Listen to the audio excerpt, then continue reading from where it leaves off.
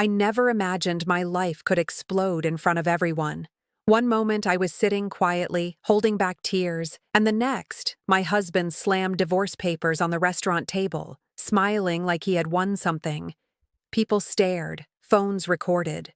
My heart raced. I knew I had to act, but I could not show weakness. I waited. Everyone was watching. You need to hear what happened next because it changed everything.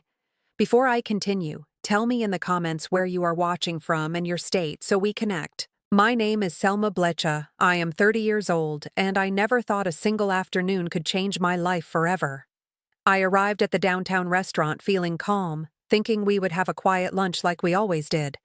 My husband, Robert, had been distant for weeks, but I convinced myself it was just stress from work. I was wrong. The moment he sat down, I noticed a coldness in his eyes I had never seen before. I smiled, trying to break the tension, but he ignored me. Then, without any warning, he slammed a thick envelope on the table. The sound echoed, and heads turned. My hands shook as I looked down and realized what it was. Divorce papers, signed and ready. He looked at me, his expression triumphant, as if he had won some cruel game. People around us whispered and stared, but I felt an unexpected calm rising inside me. I took a deep breath, refusing to react the way he expected. I knew that showing shock or pain would only give him satisfaction. My mind raced. I needed a plan. I had to think fast. I had to use this moment to turn the situation around. I waited, pretending to sip my water, watching him squirm as he anticipated my reaction.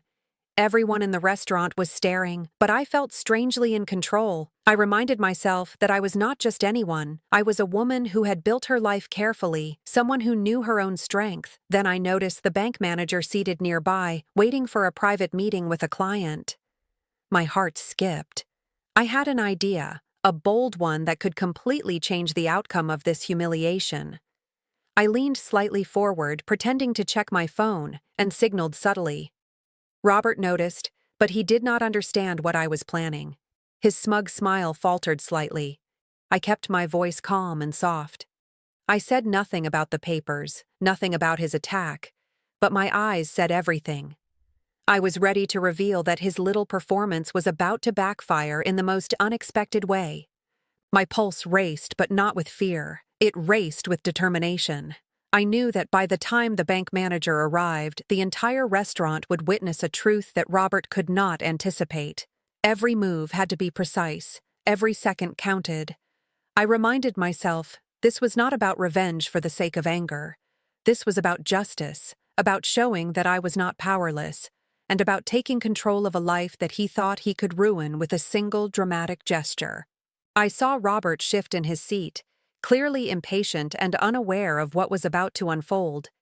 He believed that slamming divorce papers in public had humiliated me, but he did not realize that I had already turned the situation in my favor. I kept my calm, letting the whispers and stares swirl around us like background noise. I looked around, scanning the restaurant for anyone who might notice subtle signs of authority or influence that could help me. Then I caught the eye of the bank manager, Mr. Henderson, sitting at a corner table. He had a reputation for being fair but strict, and I knew that involving him could make Robert regret every smug expression he had worn moments before. I waited for the perfect moment. Robert continued speaking, trying to justify himself, attempting to look rational in front of everyone, but his words fell flat. I nodded politely, pretending to listen, but my mind was calculating. I imagined the scene unfolding just as I had planned. When Mr. Henderson finally stood and walked toward our table, I smiled faintly, pretending as if he was simply passing by. Robert noticed him approaching and immediately assumed I had no connection with the man. He leaned back, folding his arms, thinking that I was powerless. That was his biggest mistake. I spoke softly, catching the attention of Mr. Henderson. I asked him a small question about the bank meeting he had been waiting for. He paused, surprised by my calm and precise tone, and then I casually mentioned that my husband had important financial matters that needed immediate attention. Robert's eyes widened slightly. He did not understand that I had already triggered a chain of events that he could not control. I guided Mr. Henderson closer, explaining that Robert needed urgent assistance with an account issue before leaving. He followed my lead without hesitation, trusting my confidence. Robert tried to interject, but I ignored him completely. The entire restaurant watched, mouths slightly open, as I maneuvered the situation so subtly that no one could accuse me of overstepping. Then came the moment I had been waiting for. As Mr. Henderson spoke with Robert about banking procedures, I revealed quietly, yet deliberately, that Robert did not have access to certain accounts without my authorization. I could see the panic in his eyes. He had assumed that signing divorce papers would grant him freedom and control, but he had no idea that I had prepared for this exact scenario. My heart raced, but my face remained calm. I watched as his confidence crumbled with every word exchanged. The whispers grew louder, and I knew the restaurant was fully aware that the man who had tried to humiliate me was losing control before everyone present.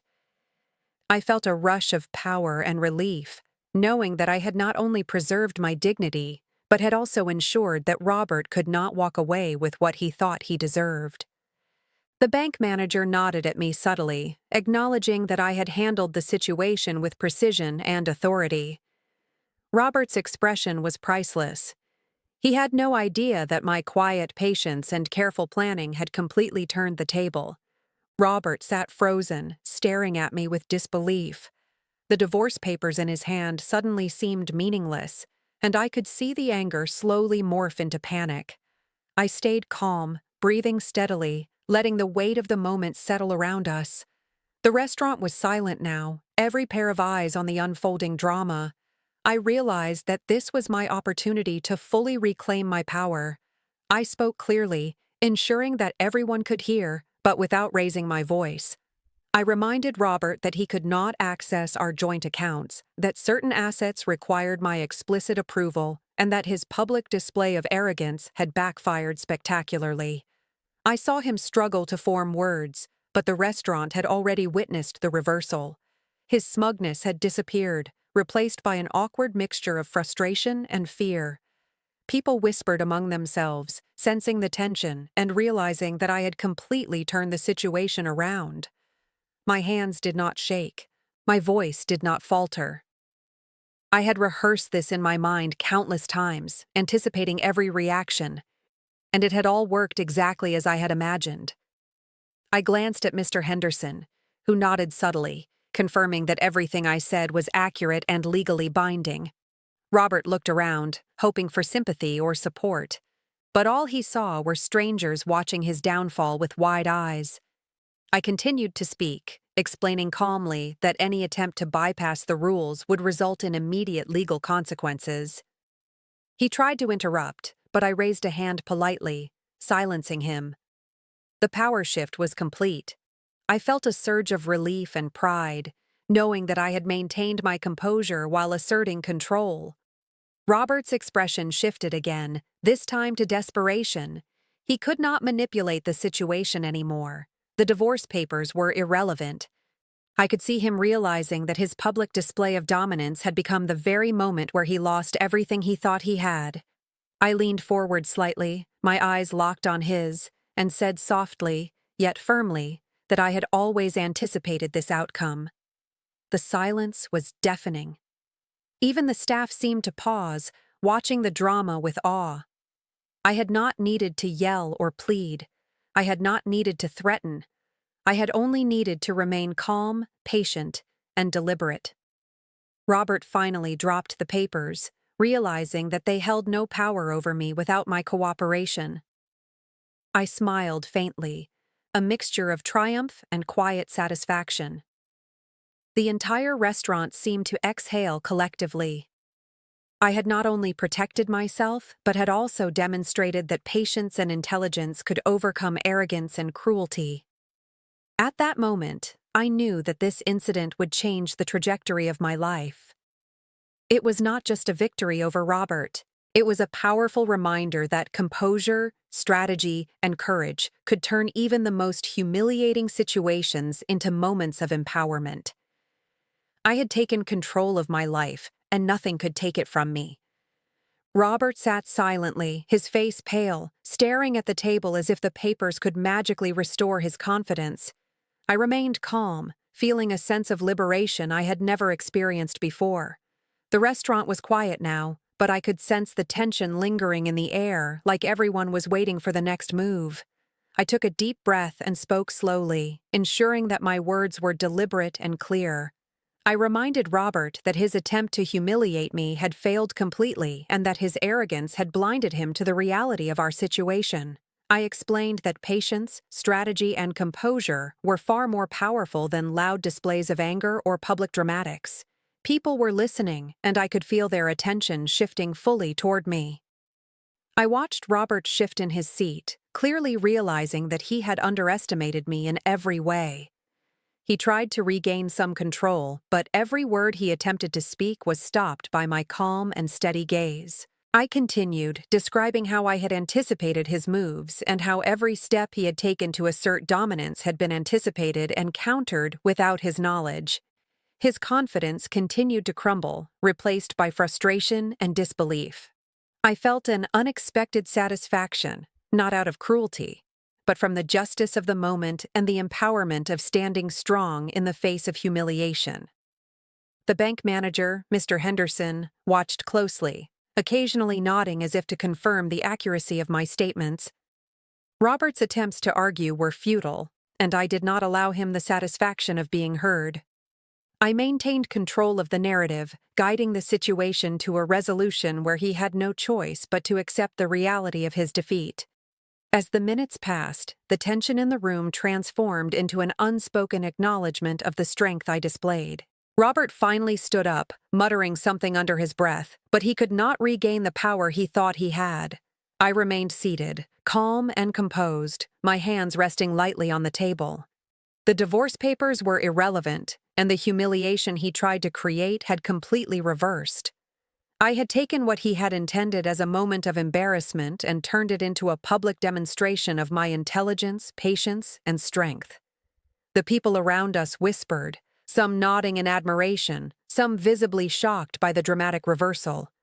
I felt a mixture of relief, pride, and empowerment, knowing that I had protected myself and asserted control over my life without aggression. Robert left the restaurant quietly, defeated and powerless, while I remained calm, absorbing the reality of what had just occurred. I had taken a moment of attempted humiliation and transformed it into a triumph. At that moment, I realized that this experience was not just about winning against him. It was about discovering the depth of my own strength, resilience, and ability to turn even the most public, dramatic challenges into opportunities for empowerment. I smiled quietly, knowing that I would never allow anyone to underestimate me again, and that my life, my control, and my dignity were entirely my own.